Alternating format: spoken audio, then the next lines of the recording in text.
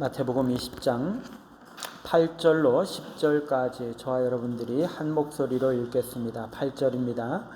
저물매 포도원 주인이 청지기에게 이르되 품꾼들을 불러 나중 온 자로부터 시작하여 먼저 온 자까지 삭슬 주라 하니 제 11시에 온 자들이 와서 한 데나리온씩 받거늘 먼저 온 자들이 와서 더 받을 줄 알았더니 그들도 한 데나리온씩 받은지라.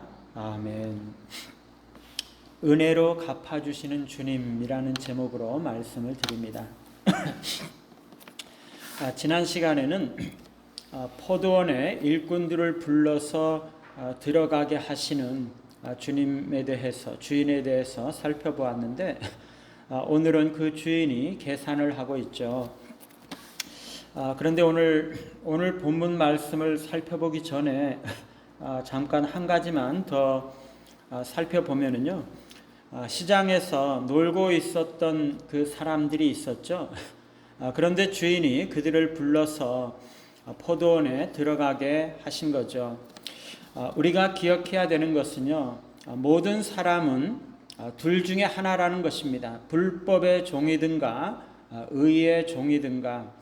불법을 위해서 살고 불법의 열매를 맺으면서 불법의 지배를 받는 그런 사람들이 있고요. 의를 위해서 살고 의의 열매를 맺으면서 의의 지배를 받는 사람들이 있는 거죠.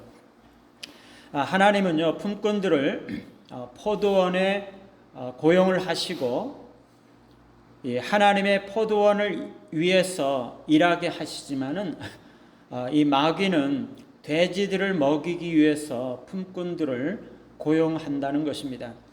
우리가 하나님을 위해서 일하고 있지 않으면 사실상 불법의 종으로서 마귀를 위해서 일하고 있다는 것을 기억해야 하는 거죠. 우리가 하나님의 나라를 세우고 있지 않다면 사실은 헐고 있다는 거죠. 우리가 있어야 할 자리에 있지 않다면 사실상 우리는 하나님을 대적하고 있는 것이고, 하나님을 위해서 일하고 있지 않다면, 놀고 있다면 사실은 불법의 종이라는 것입니다. 오늘 말씀에 보면 이 포도원 주인이 계산을 하고 있는데 언제 계산을 하고 있습니까? 8절에 보니까 저물매라고 말하고 있죠. 저물기 전에는 계산을 하지 않습니까?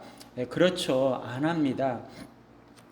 우리의 일한 모든 것들에 대한 최종적인 계산은요, 마지막에 하는 거죠. 우리 생애의 저녁 시간에 하게 되는 것입니다. 우리 생애의 중간에 받는 것은 최종적인 계산이 아니죠. 중간에 받는 것도 있습니다. 그렇죠? 우리 인생의 중간에 받는 것도 있는데 예를 들면 물질적인 축복을 받을 수도 있고 사회적인 지위를 받을 수도 있고 놀라운 성공을 이룰 수도 있습니다. 그러나 이런 모든 것들은 최종적인 계산이 아니라는 것이죠. 우리 생애의 중간에 받는 것들은 우리 생애의 최종적인 평가가 아닙니다. 최종적인 계산은 언제 합니까? 나중에 하는 거죠. 나중에. 그때까지 기다려야 되는 것입니다. 지금 아무리 잘 나가는 것처럼 보여도 나중에 받는 것에 실패하면 결국은 실패인 거죠. 그래서 우리는 인내해야 되는 것입니다. 우리가 수고하는 것은요, 결코 헛되이 돌아가지 않을 것입니다. 고린도전서 15장 58절 말씀에 그러므로 내 사랑하는 형제들아 견실하며 흔들리지 말고 항상 주의 일에 더욱 힘쓰는 자들이 되라.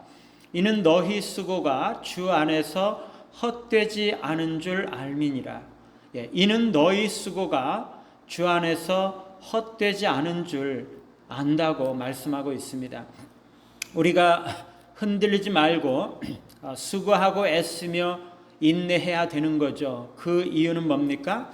우리의 계산은 나중에 이루어지고 우리의 수고한 것은 결코 헛되지 않을 것이기 때문에 그렇죠. 포도원 주인이 청지기에게 명령을 합니다. 품꾼들을 불러서 삭슬 주라. 그런데 어떻게 줍니까? 나중에 온 자들로부터 시작해서 먼저 온 자까지 삭슬 주라고 하는 거죠. 이것은요, 삭슬 주는 것은 주인 마음이라는 것을 말해줍니다. 주인 마음이죠. 사람들 생각에는요, 먼저 온 자가 먼저 받는 것이 맞는 거죠. 그게 당연한 것입니다. 그런데 예수님은 그렇게 하지 않으시죠. 그 반대로 하십니다. 나중 온 자로부터 먼저 온 자까지 삭슬 주라고 하시는 거죠. 완전히 일반적인 상식을 깨뜨리는 것입니다. 그런데 여기에 상식을 깨뜨리는 또 하나의 방식이 나타나고 있는데요. 제11시에 온 자들이 한 데나리온씩 받았죠. 그래서 먼저 온 자들은 보니까 자기들보다 훨씬 늦게 온 자들이 한 데나리온을 받길래 우리는 더 받겠구나 생각을 했던 거죠. 그러나 실제적으로 먼저 온 자들도 똑같이 한 데나리온씩 받았던 것입니다. 그래서 이것은요, 이 품꾼들이 받은 삭은 일에서 받은 것이 아니라는 것을 말씀해 주고 있는 것입니다. 실제로 그것은 삭이 아닙니다. 그냥 선물인 거죠. 은혜입니다. 그들이 일한 가치에 따라서 삭을 받은 것이 아니라 하나님의 은혜대로 받은 거죠. 하나님께서 주시는 보상은요, 빚이 아니고 대가가 아니고 단지 은혜와 하나님의 절대 주권으로서 모든 사람들에게 공통적으로 베푸시는 선물, 은혜인 거죠. 어떤 사람은요, 더 많은 시간을 일할 수 있어요. 어떤 사람은 더 적은 시간을 일할 수 있어요. 그러나 그들에게 똑같이 한 데나리온이 주어지고 있다는 것입니다. 특별히 일찍 온 사람들 중에 어떤 사람은 속된 말로 농땡이 치고 슬금슬금 쉬어가면서 딴짓하면서 일한 사람들도 있었을지 몰라요. 그런데 이런 사람들도 똑같은 보상이 주어진다는 것이에요. 처음부터 와서 정말 열심히 일한 사람들도 있었을 거예요. 그런데 그 사람들도 똑같은 보상이 주어진다는 것입니다. 우리가 기억해야 하는 것은요, 우리의 일하는 것에 다소 결함이 있고 문제가 있을 수가 있죠. 그렇다 할지라도 우리 주님은 우리의 섬김과 우리의 삶을 있는 그대로 받으신다는 것입니다. 우리는 율법 아래 있는 것이 아니라 은혜 아래 있습니다. 우리가 일한 대가를 받는 것이 아닙니다. 은혜로 받는 거죠. 풍성한 보상을 받는 것입니다. 이 세상의 원리와 하나님의 나라의 원리는 다르죠. 그것은 하나님 나라의 원리는 우리의 생각과는 너무나 다릅니다. 이 세상 사람들이 행하는 방식과는 너무나 다르다는 것이에요. 이 세상은요, 율법이 지배하는 세상이죠. 하나님의 나라는 은혜가 지배하는 세상입니다. 이 세상은 엄격한 원리 원칙이 지배가 됩니다. 물론 너무나 종종 원리 원칙이 깨지고 오히려 부패와 압제가 지배할 때가 너무나 많죠.